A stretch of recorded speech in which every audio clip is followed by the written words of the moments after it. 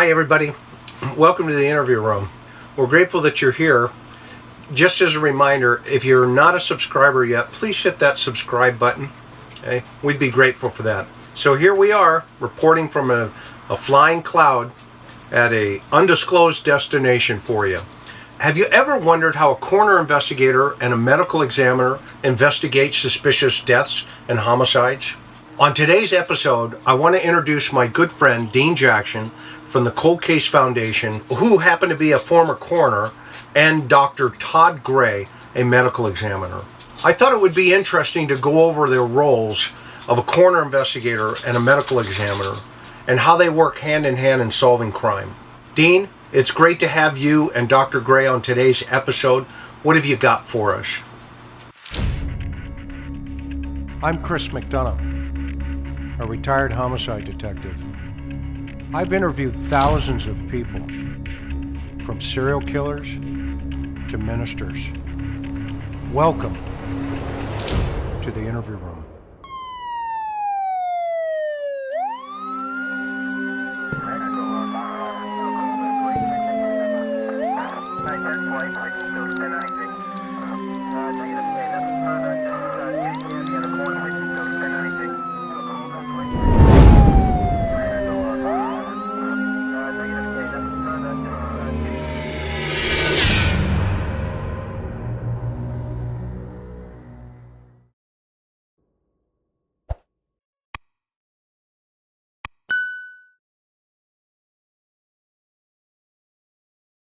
Well, Chris, thank you so much for giving us the opportunity here to talk today a little bit about medical examiners and coroners, and I'm really excited to have Dr. Gray join me today. Dr. Gray is one of our medical examiners at the Cold Case Foundation, and I was just thinking back of the first time that he and I met years and years ago, I think pretty early in his career, and we were looking for someone to come in and do some training in our coroner's office, and so we got a hold of him, who at the time he was serving as the medical examiner for the state of Utah, and I believe the case we covered was a plane crash that you came up and shared with us, and so just fascinating information. And I will tell you, one of the things for me is that I remember we went to dinner after we'd done the training, and I was trying to pick your brain for just good information. And I remember that one of the books that you recommended was the Medical Legal Investigation of Death book.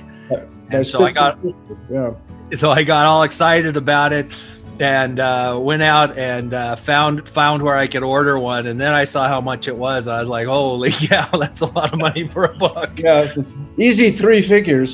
Yeah, but I've had that in my library for years, so it's a pleasure. And then I know our executive director, Greg Cooper, worked with you for many years, and as he was police chief and various responsibilities. And so it was really exciting when we heard that you were getting ready to retire, and reached out to you and said, hey, you want to come join us? And you came on board, and so it's been kind of exciting. So, but I don't know if you have a lot of current statistics. I did a little bit of research just to kind of give us some starting points. And I know back in, I found an article in 2004 said that there were about 80% of all of the offices in the country were coroner's offices. And at that time it was about 16% were medical examiners' offices. And then I think by about 2007, maybe it was, that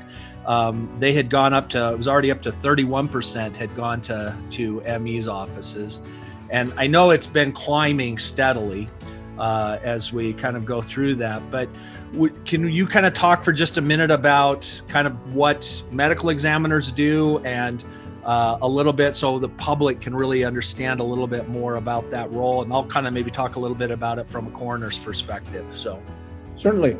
So coroners originally were officials appointed by the king to make sure that he got his cut whenever someone with property died, and to make sure that if anyone discovered buried treasure or wrecks, that, again, the king was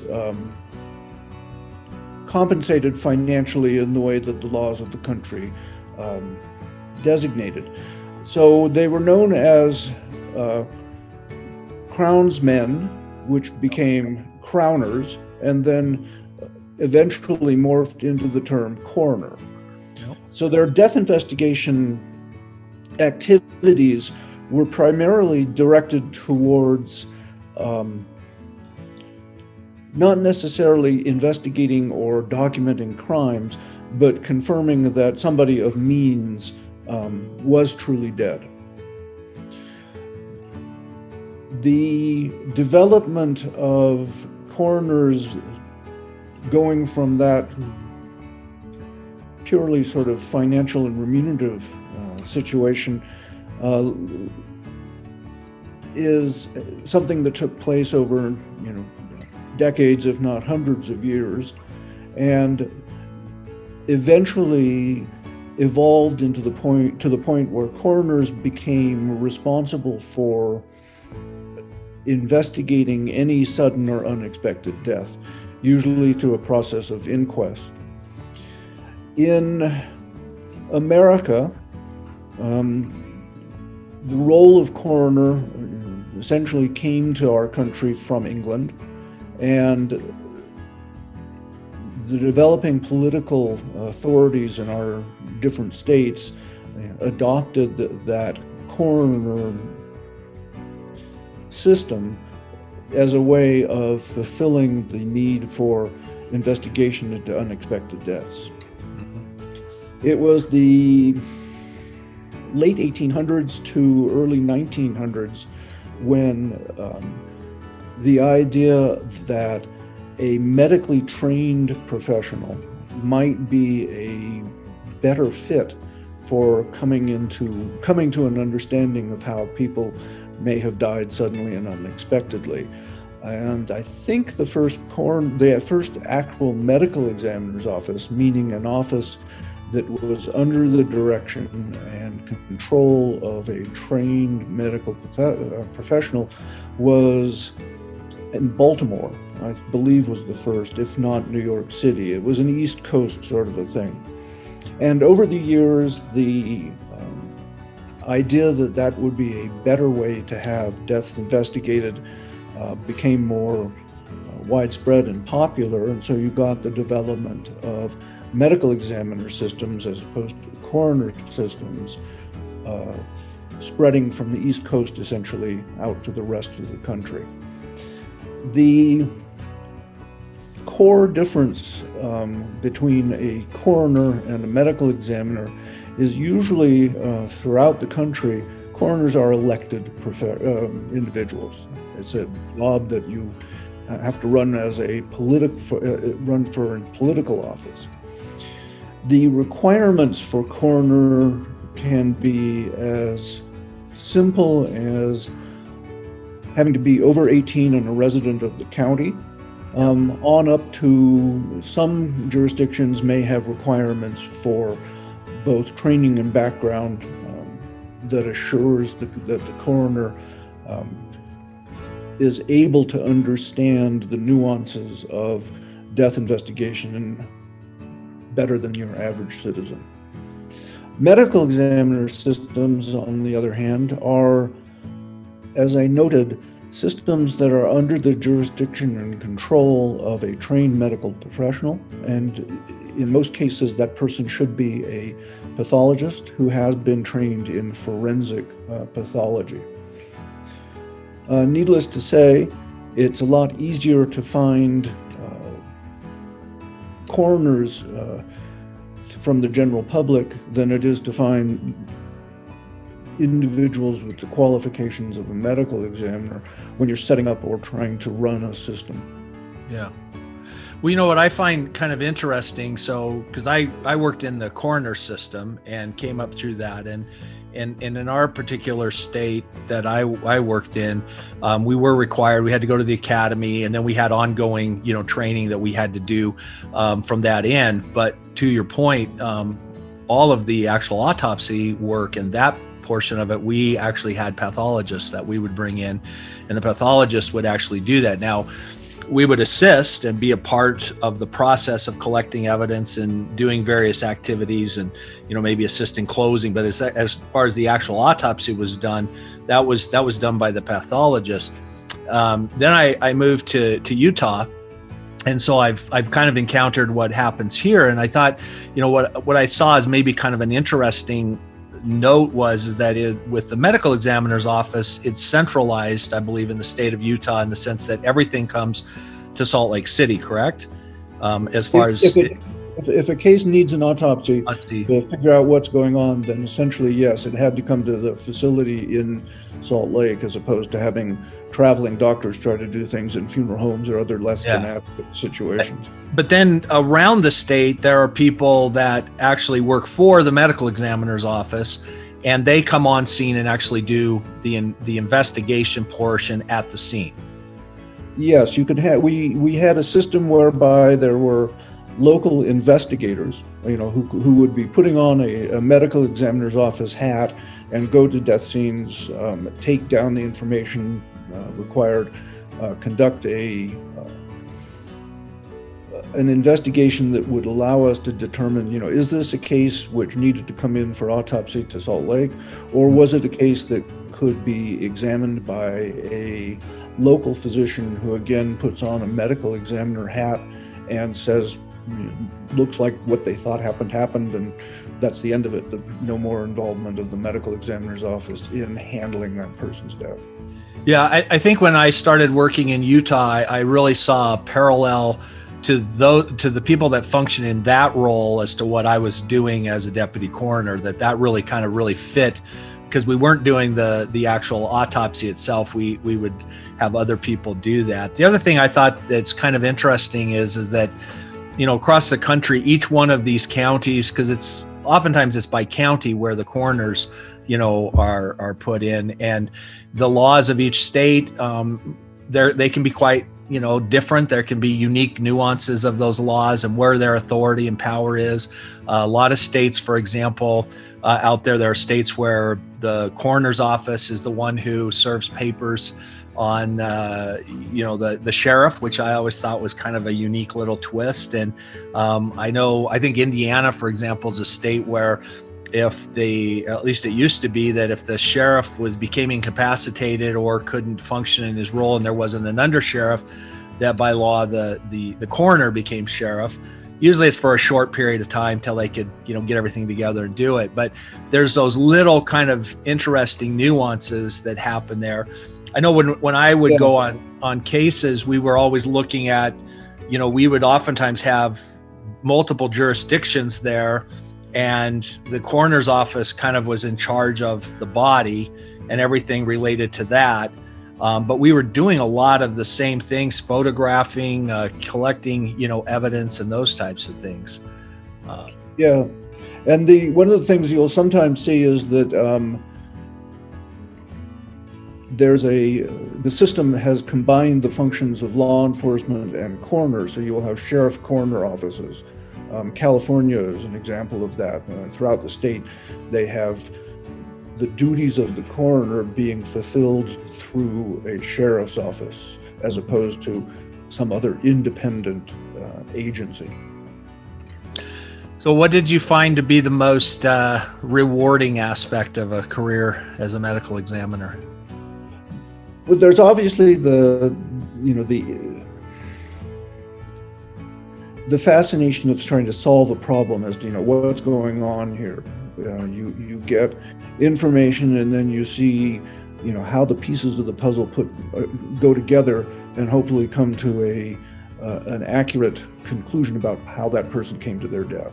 Mm-hmm. That was, sort of the intellectual pleasure of the job. One of the things that people don't realize is that at least as a medical examiner, probably even as a coroner, you do have a lot of interaction with families.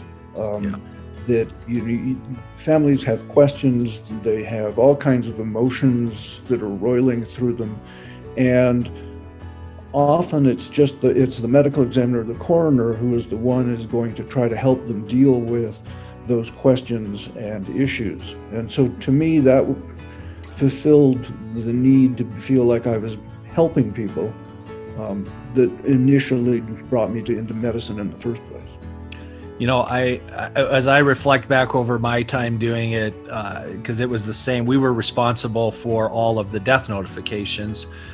If we couldn't do it, we were responsible for finding, you know, an officer or somebody to make that, but that was really out of our office. And so, you know, I've made, I don't even know how many in my career, you know, death notifications, and you meet some of the most amazing families and some of the most amazing people in the worst circumstances that life could ever be. But you walk away from that, I think, for me, there's an aspect of it of just, you know, realizing just how many wonderful people there are. You feel bad for them. And I think that's a struggle a lot of times that anyone who makes a notification has, because you almost feel like if I go tell this person that, you know, their loved one has passed away, that I'm ruining their day. And, you know, one of the things that I learned, because I still remember the first notification I ever made, that was the longest drive I've probably ever made in my life, just all the way there thinking, you know, how am I going to do this? And I think what I learned over time was that, you know, this incident happened, and the most compassionate thing I can do is to get to that family and share with them as quickly as possible that life as they know it has changed, and assist them in getting as many resources around them to help them through the next stage, rather than, you know, because I'm struggling with this news and how it's going to affect them. And so a lot of times, you know, I think that's one of the things you begin to kind of take away from it, from the job. I think the other thing is that the interesting scenarios that, you know, you get into. I worked with the Teton County Sheriff's Office and the Teton County Coroner's Office up in Wyoming. And so I lived up there during the big fires in Yellowstone and things like that. And one of the things we did was we actually rotated with all the counties that surround the park to be functioning as the coroner for the Park Service as well. So we always had interesting scenarios, and then there we would do coroner's inquests a lot of times if there was something that happened within the park, and those were always fascinating to you know, be a part of and see how those kind of played out. Can you kind of real quickly just kind of run over? I think sometimes people wonder, you know, well, does every death go to the medical examiner's office and the coroner's office? How is that determination made? So the decision as to what kind of exam may be necessary is one that is made on a case-by-case basis. And at least in Utah, the way it would work is we would have a certain doctor or a couple of doctors who were the duty doctors for the day, and they were the ones that would make that assessment and say, okay, you know, I think we can let this one be handled with an external exam only out in the community, versus this is something where, to understand what's happening, we really have to take a look inside, so it needs to be brought in, the body needs to be brought in for exam. There is no, at least in Utah, there is no specific requirement that an autopsy has to be done in any certain type of case. Basically, it is left up to the discretion of the medical examiner's office as to what needs to be done. Of all the deaths that get reported to the office on an annual basis, I would estimate that probably no more than 50 to 60% are brought in for an examination at the central office. That doesn't necessarily mean it has to be an autopsy, but it does mean that the body's going to be examined by a physician who has the training and experience to see if anything is abnormal or contradicts the story about how that person came to their death that originally is presented. Yeah, I think that a lot of times people get confused about, you know, kind of the various aspects of the autopsy, because I mean, there's a part of this where you're actually looking into just their history, their medical history, and all of those things that has nothing to do with any kind of procedure on the body. It's historical information. And then you move into all of the surface evidence and things that are on the surface that are visible or collectible. Then there's potentially the internal examination. But then you also have all of the toxicology that is done.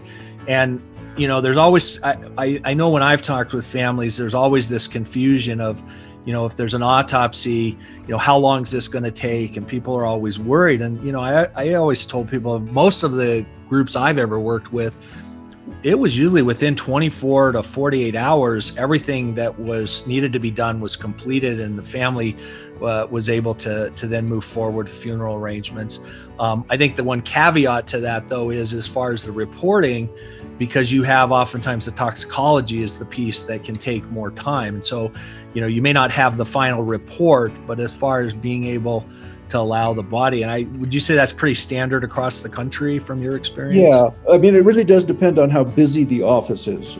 Again, in Utah, the law states that if the person is identified and there is a family that wants to make arrangements for funeral and internment, that the medical examiner's office has to complete their work within 24 hours. Yeah. We can exceed that in cases where we have a compelling reason for why the body needs to be held longer. And in some cases, for example, child abuse homicide, you want to be able to examine the body 24 hours after autopsy, because bruises and findings that weren't apparent initially can begin to light up after the blood has been drained from the body. And so sometimes we would say, we know you want your child back as quickly as possible, but we do need to hold on to this, your child's remains for another 24 hours to be able to make sure that we do the best documentation possible of what happened. One of the things that I've had to deal with a lot in my career, both in that role and then subsequent roles, has been with families, just so distraught and so, just the anxiety level over this concept of an autopsy. And one of the things that at least my experience has been, I've always been amazed at just the professionalism, of how these offices treat the bodies, how they are human beings. And I've always kind of looked at it, the way I've always described it to families is to think of this almost in the way as you would an exploratory surgery, that, these doctors are looking to try to find answers. And I think what's hard is that the emotions are so high at that moment, but the reality is this is a very narrow window of time that we have to be able to collect this information. And so it can be everything from, kind of the whodunit question and how they did it questions, to something as simple as sometimes it's a medical issue. And I know there have been cases that I've been associated with that, the doctors have found things during the autopsy that they've been able to alert the family to genetically, and other people's lives have been saved. And so, it's really emotional. Sometimes if you can help that's people. That's one of the satisfying parts of the job. I remember a case where we had a young man who had a